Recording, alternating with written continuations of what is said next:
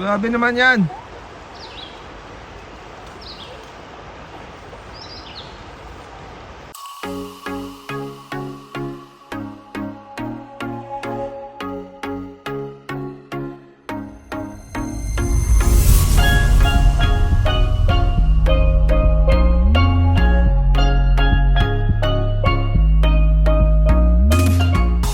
Squad, good morning. So ngayon, today's vlog is about fishing. So I'm ready to fish now. I'm gonna go to my friend and sasakay ako sa sasakyan niya, tapos pupunta kami ng lake.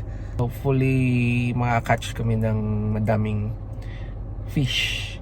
So ito yung line ko, ito yung setup ko. Sana effective. Alright, so wish us luck and see you later. Bye. Guys, so nandito kami ngayon, no? Mga fisheries. Ano boss? Ano masasabi mo? Hindi na ako sa navigation eh. Binagbilang ko 4. Ano tong 4 walkway? Number 4 walkway. Asan tayo nag-park? Parking number 2. Ay, So dito kami ngayon sa West Point on the Inong. So we're trying to find a fishing spot. Dito kami sa gubat. Punta kami sa bundok para makakita ng lake. Ay hal, ganda halo. Miss ko to. Daming ilog sa Pinas eh. Oo, no?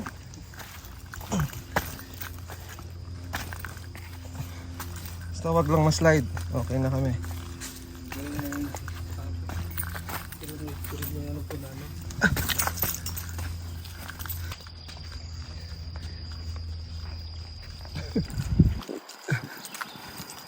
Okay na dito siguro. DJ, okay na ba? Master, okay na? layo pala. Okay lang, tama lang. Hindi, sa iba kasi tayo pumasok eh. Sa may bridge tayo pumasok. Al, ganda dito Al. Pwedeng mag-swimming. Si PJ, oh, yun. Si PJ nagpa-hiking, hindi nag-swimming. Hindi nag-fishing. Radya, doon naman. Saan si Radya? Yun. Anong isda ba to? Catfish? Ay, nakakuha ko ng catfish. Yung pusa. Pusang isda. Pusang gala. Woohoo! Imagine guys, it's just, saan yun? 1 minute pa lang nakakuha na ako ng isda.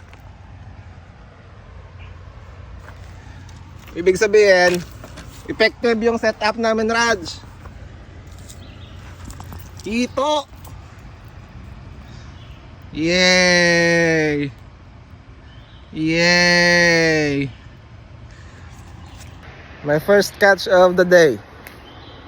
Woo! Parang isda naman siya guys. Ito ang tinatawag guys na catch and release. Na-catch na natin, re-release ko na siya.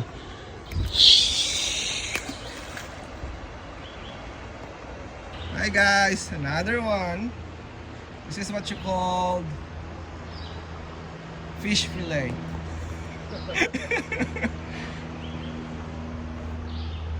Try mo dito bro. 2-0. Pwede na kaming sumali sa competition. Woo! So, sabi ni PJ guys, this is sunfish. Nakakita nyo naman guys, parang may sun siya. Char. Another hito of the day.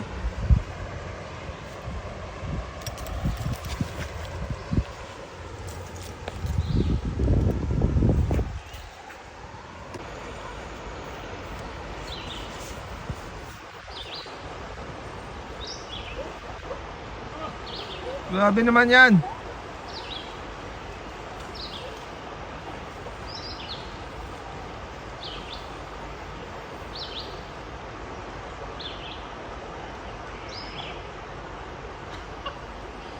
Sige.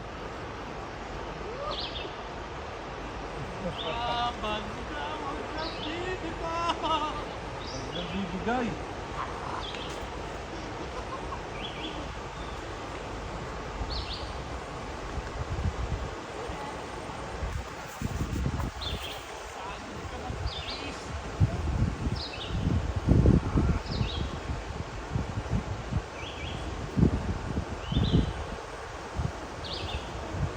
Kunin mo ng line mo at yun.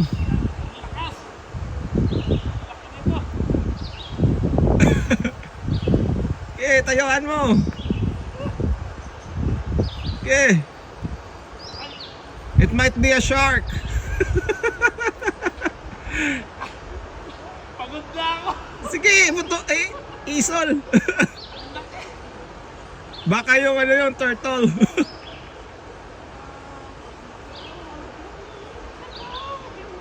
Kunin mo yung line. Grabe naman yan.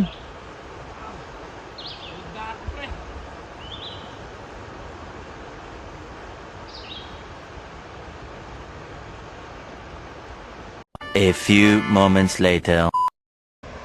Job, I got turtle for you. That concludes our vlog for today. It's really fun. We catch a lots of fish and pero small fish lang like hito, tapos sabi gold fish or sunfish, kalimutan ko yung name. But yeah, we didn't really notice na it's almost like we're staying there for 6 hours na. So yep, it's time to go home now and see you next time on our video. I hope you enjoy our video. If you like it, please hit that like button, subscribe, and hit that notification bell. See you next time to our next vlog. Squad, bye bye.